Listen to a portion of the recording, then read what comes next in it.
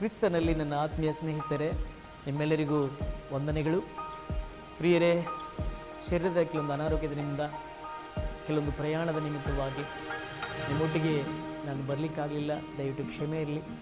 ಮತ್ತೆ ಪುನಃ ದೇವರ ಆತ್ಮನು, ದೇವರು ನಮಗೆ ಆರೋಗ್ಯವನ್ನು ಕೊಟ್ಟು ನಿಮ್ಮ ಮುಂದೆ ಮತ್ತೆ ಈ ಒಂದು ವಿಡಿಯೋ ಮೂಲಕವಾಗಿ ನಿಮ್ಮೊಟ್ಟಿಗೆ ಈ ಮಾತುಗಳನ್ನು ಹಂಚುವುದಕ್ಕೆ ಕೃಪೆ ಮಾಡಿಕೊಟ್ಟಂಥ ದೇವರಿಗೆ ಸ್ತೋತ್ರವಾಗಲಿ. ಪ್ರಿಯರೇ, ಈ ಸಮಯದಲ್ಲಿ ಒಂದು 7 ಎಚ್ಚರಿಕೆಯ ಒಂದು ವಿಷಯಗಳಲ್ಲಿ ನಾವು ಎಚ್ಚರ ವಹಿಸಬೇಕಾಗ್ತದೆ, ಜಾಗ್ರತೆ ವಹಿಸಬೇಕಾಗ್ತದೆ. ಬಹಳ ವಿಷಯಗಳು ಎಚ್ಚರಿಕೆ ವಿಷಯದಲ್ಲಿ ದೇವರು ಬರೆದಿಟ್ಟಿದ್ದಾರೆ ಸತ್ಯವಿದ್ದಲ್ಲಿ. ಆದರೆ 7 ಈ ಎಚ್ಚರಿಕೆಯನ್ನು ನಾನು ಅತಿ ಬೇಗನೆ ನಿಮ್ಮೊಟ್ಟಿಗೆ ತಿಳಿಸಲಿಕ್ಕಿದ್ದೇನೆ. ದಯವಿಟ್ಟು ಮತ್ತೆ ಪುನಃ ಅವುಗಳನ್ನು ನಾವು ಧ್ಯಾನ ಮಾಡಿ ಆ ಒಂದು ಎಚ್ಚರಿಕೆಯನ್ನು ವಹಿಸಿ ಮತ್ತು ಅದರಲ್ಲಿ ಜಾಗ್ರತೆಯನ್ನು ವಹಿಸಿ ನಾವು ಮುಂದೆ ಭಕ್ತಿ ವಿಷಯದಲ್ಲಿ ಮುಂದೆ ಸಾಗಬೇಕಾಗಿದೆ. ಮೊದಲನೇ ಎಚ್ಚರಿಕೆ ಸಮಯ ವಿಷಯದಲ್ಲಿ. ಎಫೆಸದವರಿಗೆ ಬರೆದ ಪತ್ರಿಕೆ 5ನೇ ಅಧ್ಯಾಯ 16-17ರಲ್ಲಿ ಸಮಯವನ್ನು ಬಹಳ ಬೆಲೆಯುಳ್ಳದಾಗಿ ತಿಳಿದುಕೊಳ್ಳ್ರಿ, ಇದರ ವಿಷಯದಲ್ಲಿ ನೀವು ಎಚ್ಚರಿಕೆಯಾಗಿರಿ ಎಂಬುದಾಗಿ ನಾವು ಅದನ್ನು ತಿಳ್ಕೊಳ್ಳುವಂತರಾಗಿದ್ದೇವೆ. ಮಾತ್ರ 2ನೇದಾಗಿ ನೋಡುವಾಗ ಪ್ರಾರ್ಥನೆ ವಿಷಯದಲ್ಲಿ ಯೇಸು ಸ್ವಾಮಿಯವರು ಆ ಗೆತ್ಸೆಮನೆ ತೋಟದಲ್ಲಿ ಶಿಷ್ಯರಿಗೆ ಹೇಳ್ತಾ ಇದ್ದಾರೆ, ನೀವು ಪ್ರಾರ್ಥನೆ ಮಾಡೋದ್ರಲ್ಲಿ ಎಚ್ಚರವಾಗಿದ್ದು ನೀವು ಪ್ರಾರ್ಥನೆ ಮಾಡಿರಿ ಎಂಬುದಾಗಿ ತಿಳಿಸುವಂತರಾಗಿದ್ದಾರೆ.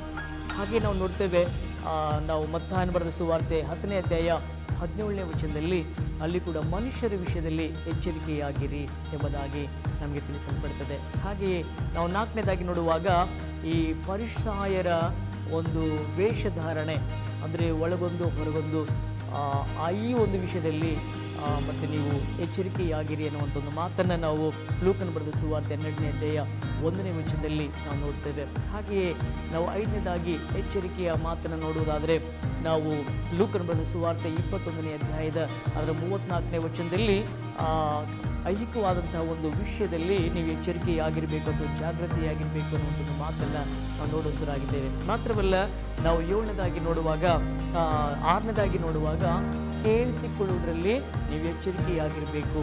ಯಾಕೋಬನ ಪುಸ್ತಕ 1ನೇ ಅಧ್ಯಾಯ 22-23ನೇ ವಚನದಲ್ಲಿ ನಾವು ಆ ಮಾತನ್ನು ನೋಡುವಂತರಾಗಿದ್ದೇವೆ. ಕೊನೆಯದಾಗಿ 7ನೇಯ ಒಂದು ಎಚ್ಚರಿಕೆಯ ಮಾತು ಏನನ್ನು ನೋಡುವುದಾದರೆ ನಾವು ಮತ್ತಾಯನ ಬರೆದ ಸುವಾರ್ತೆ 7ನೇ ಅಧ್ಯಾಯದ ಅದರ 15ನೇ ವಚನದಲ್ಲಿ ಸುಳ್ಳು ಬೋಧಕರ ವಿಷಯದಲ್ಲಿ ನೀವು ಬಹಳ ಎಚ್ಚರಿಕೆಯಾಗಿರಿ ಅನ್ನುವಂಥ ಒಂದು ಮಾತನ್ನು ನಮಗೆ ತಿಳಿಸುವಂಥದ್ದಾಗಿದೆ. ಹಾಗಾಗಿ ನಾವು ದೇವರು ನಮಗೆ ಸತ್ಯವೇದ ಮೂಲಕವಾಗಿ ಅನೇಕ ಎಚ್ಚರಿಕೆಯ ಮಾತುಗಳನ್ನು ನಾವು ಕೇಳಿಸಿಕೊಳ್ತೇವೆ. ಆದರೆ ಮತ್ತೆ ಆ ಎಚ್ಚರವನ್ನು ವಹಿಸದೆ ಮತ್ತೆ ನಾವು ಮರೆತು ಹೋಗ್ತೇವೆ. ಹಾಗಾಗಿ ದಯವಿಟ್ಟು ನಾವು ಈ ಎಚ್ಚರಿಕೆ ಮಾತುಗಳನ್ನು ನಾವು ಮತ್ತೆ ಅದನ್ನು ಆ ಒಂದೊಂದು ಮಾತುಗಳನ್ನು ಸತ್ಯಗಳನ್ನು ತೆಗೆದು ನಾವು ಧ್ಯಾನ ಮಾಡಿ ಮತ್ತೆ ನಾವು ಆ ಎಚ್ಚರಿಕೆಯ ಹಿಂದೆ, ಆ ಒಂದು ಮಾತುಗಳ ಹಿಂದೆ